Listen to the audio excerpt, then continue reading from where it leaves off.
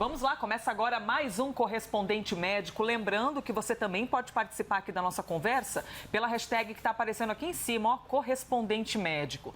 A gente começa falando sobre Paulinho, vocalista do Roupa Nova, uma grande perda para a música brasileira. Aliás, não faz muito tempo, e você que acompanha a gente todo dia certamente se lembra, que a gente falou sobre ele aqui no nosso quadro. A gente falou sobre o caso do cantor, que ele se recuperava de um transplante de medula feito em setembro para tratar um linfoma. Em novembro, o cantor pegou a Covid-19, o quadro se agravou, o problema se espalhou e aos 68 anos o cantor não resistiu.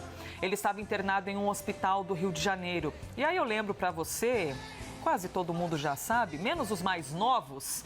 Desde a década de 80, o Roupa Nova lançou inúmeros sucessos, foi trilha sonora de muitas novelas, o próprio Paulinho já compôs algumas músicas produzidas pelo Roupa Nova, também cantava e tocava eventualmente alguns instrumentos, enfim, uma tristeza, nossos sentimentos à família do cantor. Doutor, o Paulinho passou por uma cirurgia de transplante de medula. O quão vulnerável uma pessoa fica depois de passar por esse tipo de procedimento? Depois desse tratamento, Elisa, o que existe é uma janela de aproximadamente 3 meses, 90 dias, em que a parte imunológica do paciente fica mais debilitada e mais enfraquecida. Por isso, todo aquele rigor de orientações, de isolamento e, enfim, até que o próprio sistema imune possa ser fortalecido. Secundário ao transplante da medula propriamente dita. Durante esse período, ele acabou contraindo o coronavírus. E aí, então, ele teve contato com a doença no momento em que o corpo dele estava fragilizado, se recuperando de uma doença, tendo aí o efeito colateral do próprio tratamento. E, infelizmente, a gente teve essa notícia hoje tão... Pois é. Triste, né? É como se tivesse dado uma zerada no sistema imunológico dele, porque quando tem o transplante de medula, você fica bastante vulnerável. O seu corpo fica exposto, não é mesmo? Exatamente, funciona dessa maneira. As células que transitam pelo sangue, de alguma forma, elas são zeradas e tudo começa, então, a partir do zero. E nesse período, enquanto novas células são fabricadas e o próprio sistema imunológico é novamente fortalecido, se a pessoa tem contato com alguma bactéria, algum vírus, qualquer doença, principalmente infecciosa, ela fica um alvo fácil para que uma doença se manifeste com toda a sua força. E o transplante de medula serve para quê exatamente, doutor? E geralmente é um procedimento eficaz para a pessoa que precisa? Sim, é eficaz. Ele funciona da seguinte forma: se você imagina que são células do sangue que são produzidas dentro da medula, que estão doentes e que ficam então adoecidas, quando você tira isso da jogada, você cria a possibilidade de um novo crescimento. É como se você tivesse uma plantação que está ruim e você então ara toda a terra, tira tudo e coloca uma nova semente para que uma nova planta possa crescer. E recomece. Com força, com saúde e de uma forma saudável. Entretanto, a gente sabe que esse período entre o plantio e a colheita, né, e o desenvolvimento das células do corpo, não só células de defesa, mas outras também, acaba então ficando um momento de vulnerabilidade maior. Você tem alguma dúvida sobre tudo o que passou o Paulinho do Roupa Nova, sobre o caso dele? Mande uma pergunta pela hashtag Correspondente Médico. Você também passou há pouco tempo por esse processo de transplante de medula? Como foi a sua recuperação? Você também ficou com a dúvida ali em relação à Covid-19, por estar exposto, precisando de mais ajuda e mais cuidados? Hashtag Correspondente Médico que a gente traz aqui para vocês. Doutor, eu sei que é uma obviedade eu lhe perguntar isso, mas quem passa pelo processo, então, de transplante de medula acaba fazendo parte de um baita grupo de risco para a Covid-19. Então, a família deve ficar muito tensa e preocupada com a possibilidade dessa pessoa pegar a doença. Sem sombra de dúvida. Se existem já grupos que a gente já sabe que são mais vulneráveis, a gente fala aqui dos idosos, de pessoas que têm outras doenças, comorbidades, pressão alta, diabetes, obesidade, qualquer pessoa que tenha um problema com o seu sistema imunológico, principalmente de uma forma ativa ele acontecendo. Então, você imagina, uma pessoa infectada pelo HIV, na vigência de toda a imunodeficiência ali manifesta, também seria. E da mesma maneira acaba acontecendo com quem está durante esse processo inicial do transplante de medula óssea. Nesse período, em que a gente chama de nadir do sistema imunológico, seria como se fosse o vale de maior fraqueza mesmo. Você abre portas para que infecções oportunistas possam acontecer. Não só, por exemplo, do coronavírus, mas de outras também que numa situação muito comum e normal, você não teria problema nenhum. Então, olho vivo, atenção, protocolos de isolamento são importantes até que essa fase ela passe e o processo que se desejou com o tratamento seja estabelecido. Vamos para o próximo tema, a ciência. A gente tem observado aqui a todo momento no nosso mundão do jornalismo, e a gente compartilha tudo isso com você, que a ciência corre contra o tempo para tentar segurar os estragos da Covid-19. Você já ouviu falar em nanopartículas? Veja só, a Universidade Federal do Rio de Janeiro está apostando em uma pesquisa com essas mini partículas. A ideia é tornar os medicamentos mais eficazes. Antes da gente falar disso, doutor, nós vamos ouvir agora o porta-voz desse estudo. Um dos objetivos da pesquisa que nós realizamos é fazer com que nanopartículas, ou seja, partículas muito pequenas na escala nanométrica e dopadas com compostos farmacêuticos, sejam utilizadas para o tratamento de doenças e enfermidades. A gente tenta fazer com que as partículas sejam também inteligentes, colocando sobre as superfícies dessas partículas compostos químicos que podem reconhecer as células que estão doentes ou eventualmente infectadas por micro-organismos, como no caso do vírus da Covid-19. Doutor, isso é bem científico, né? Então, você pode traduzir isso para a gente, por favor? Você pode imaginar o seguinte, Elisa. Imagina um medicamento extremamente específico, oferecido dentro, quando a gente fala de nanopartícula, são partículas do tamanho de um vírus, por exemplo, extremamente pequenas, de modo que ainda na superfície, como ele falou, José falou, você consegue colocar sinalizadores que possam atingir células que você tem como alvo, que você deseja que esse medicamento ele tenha acesso. Então aqui a gente tem um esquema da SARS-CoV-2, que é o coronavírus, e a ordem de grandeza das nanopartículas, atuando na mesma proporção.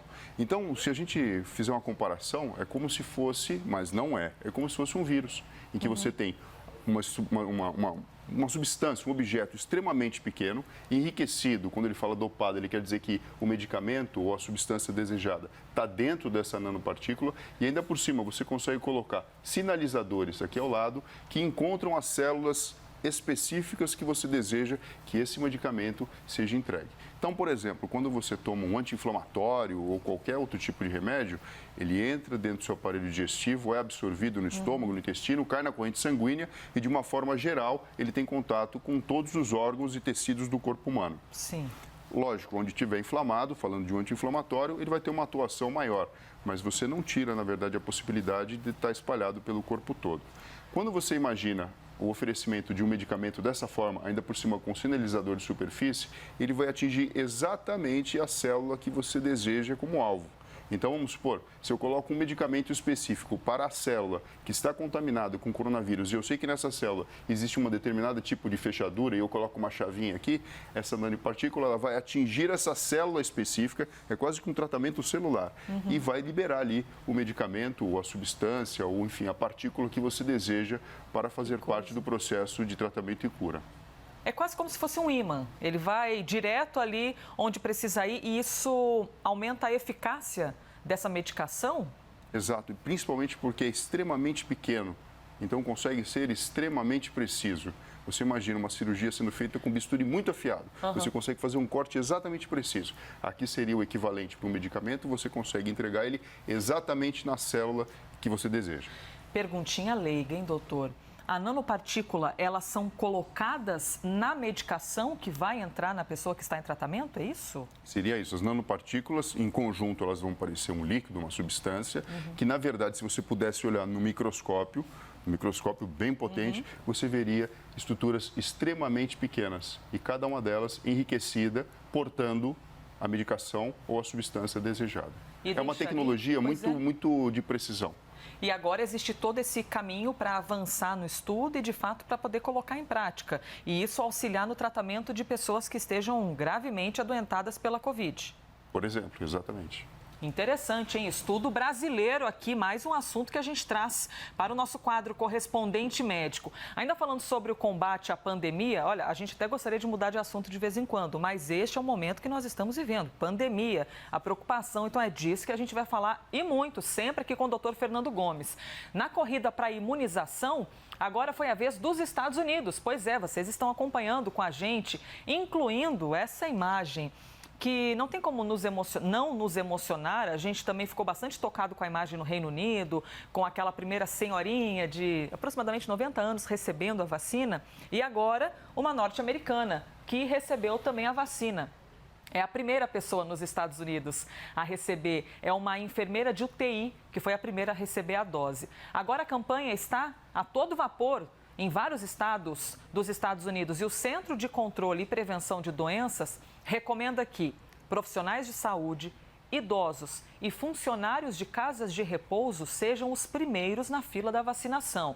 Mas, como na maioria das leis americanas, cada estado tem a independência para definir aquilo exatamente o que quer fazer. O fato é que já temos a primeira pessoa a receber a vacina nos Estados Unidos e que depois seguiu ali de vento em popa toda essa campanha de vacinação. Doutor, a gente observou no Reino Unido aquele caso, foi mais de um caso, né, de pessoas que tiveram uma reação alérgica depois que tomaram a vacina. A vacina agora chegou nos Estados Unidos e não está descartada, evidentemente, a hipótese de também haver uma reação alérgica novamente. Quando isso ocorre, como costuma ser o procedimento? Interromper a vacinação ou, de repente, avisar, se você também for alérgico? Quem é que toma essa decisão? Elisa, olha que interessante, o conhecimento ele acaba sendo multiplicado e dividido ao mesmo tempo. A partir do momento que aconteceu isso, porque a vacina é a mesma, né?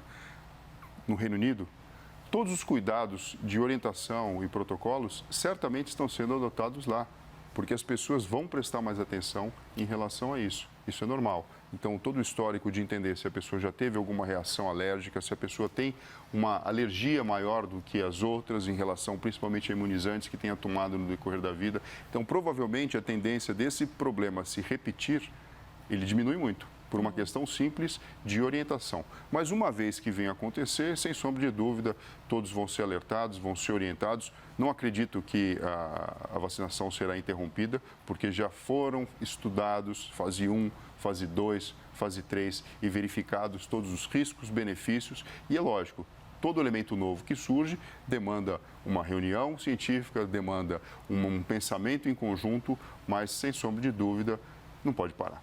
E falando ainda sobre essas reações alérgicas, evidentemente que é uma caminhada, uma posição de ética da farmacêutica, mas a gente não pode esquecer também de valorizar o fato deles terem tornado público isso.